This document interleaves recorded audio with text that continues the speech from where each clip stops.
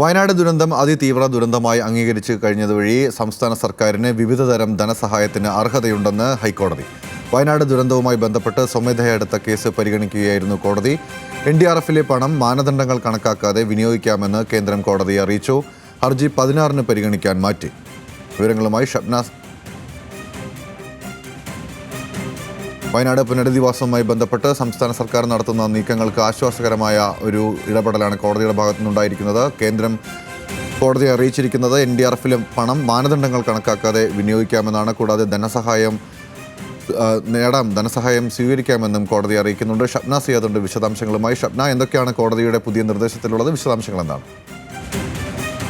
ഹൈക്കോടതി സ്വമേധയാ സ്വീകരിച്ച ഹർജിയാണ് ഇന്ന് ഡിവിഷൻ ബെഞ്ച് പരിഗണിച്ചത്. ഈ ഹർജി പരിഗണിക്കുന്ന വേളയിൽ നേരത്തെ തന്നെ കേന്ദ്ര സർക്കാരിനോട് ഇത്തരത്തിൽ നിർദ്ദേശം നൽകണം എന്ന് സംസ്ഥാന സർക്കാർ ആവശ്യപ്പെട്ടിരുന്നു. കാരണം ദുരന്ത നിവാരണ അതോറിറ്റിയുടെ ഫണ്ട് വിനിയോഗവുമായി ബന്ധപ്പെട്ട് കേന്ദ്രത്തിൻ്റെ മാർഗനിർദ്ദേശങ്ങൾ അല്ലെങ്കിൽ മാനദണ്ഡങ്ങൾ വലിയ ബുദ്ധിമുട്ടുണ്ടാക്കുന്നുണ്ട് എന്ന് സംസ്ഥാനം കോടതിയെ അറിയിച്ചിരുന്നു.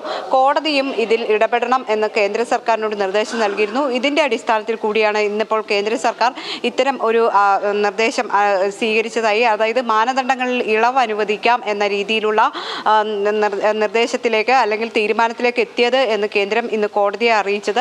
അതോടൊപ്പം തന്നെ കേന്ദ്ര സർക്കാർ വ്യക്തമാക്കിയ മറ്റൊരു കാര്യം, അതിതീവ്ര ദുരന്തമായി പ്രഖ്യാപിച്ചു കഴിഞ്ഞു. ഈ ഒരു സാഹചര്യത്തിലാണ് ഇത്തരത്തിൽ മാനദണ്ഡങ്ങളിൽ ഇളവ് അനുവദിക്കുന്നത് എന്ന് അറിയിച്ചിട്ടുണ്ട്. 120 കോടി സംസ്ഥാനത്തിന് ഇപ്പോൾ പുനരധിവാസത്തിനായി വിനിയോഗിക്കാൻ സാധിക്കും എന്നതാണ് ഇതുകൊണ്ട് ഉണ്ടാകുന്ന നേട്ടം. സംസ്ഥാന സർക്കാരിനെ സംബന്ധിച്ച് വലിയൊരു ആശ്വാസം തന്നെയാണ്. എയർലിഫ്റ്റിംഗ് അടക്കമുള്ള ചാർജുകളുടെ കാര്യത്തിൽ, അതായത് നേരത്തെ ഉണ്ടായിരുന്ന എയർലിഫ്റ്റിംഗ് ചാർജ് 120 കോടി രൂപ പെൻഡിങ് ഉണ്ട് എന്നായിരുന്നു സംസ്ഥാന സർക്കാർ അറിയിച്ചത്. ഈ പണം നൽകുന്നതിന് സാവകാശം നൽകിയാൽ അത്രയും പണം പുനരധിവാസത്തിന് ഉപയോഗിക്കാം എന്നും സംസ്ഥാനം കോടതിയെ അറിയിച്ചിരുന്നു. ഏതായാലും കേന്ദ്രം ഇപ്പോൾ ഈ മാനദണ്ഡങ്ങളിൽ മാറ്റം വരുത്തിയ സാഹചര്യത്തിൽ ഈ 120 കോടി പുനരധിവാസത്തിനായി വിനിയോഗിക്കാൻ സാധിക്കും എന്നതാണ് ഏറ്റവും വലിയ ആശ്വാസം. ദുരന്ത നിവാരണ അതോറിറ്റിയാണെങ്കിൽ കോടതിയെ അറിയിച്ചിട്ടുള്ളത് പുനരധിവാസ പ്രവർത്തനങ്ങൾ ആരംഭിച്ചു കഴിഞ്ഞു. മന്ത്രിസഭാ യോഗം അതിന് അംഗീകാരം നൽകിയിട്ടുണ്ട്. എസ്റ്റേറ്റിൽ ഏറ്റെടുക്കുന്ന നടപടികൾ അടക്കമുള്ള കാര്യങ്ങളിലേക്ക് കടന്നിരിക്കുന്നു. അത്തരം കാര്യങ്ങൾ ദുരന്ത നിവാരണ അതോറിറ്റിയും കോടതിയെ അറിയിച്ചു. ഹർജി 16-ാം തീയതി പരിഗണിക്കാനായി കോടതി മാറ്റിയിട്ടുണ്ട്.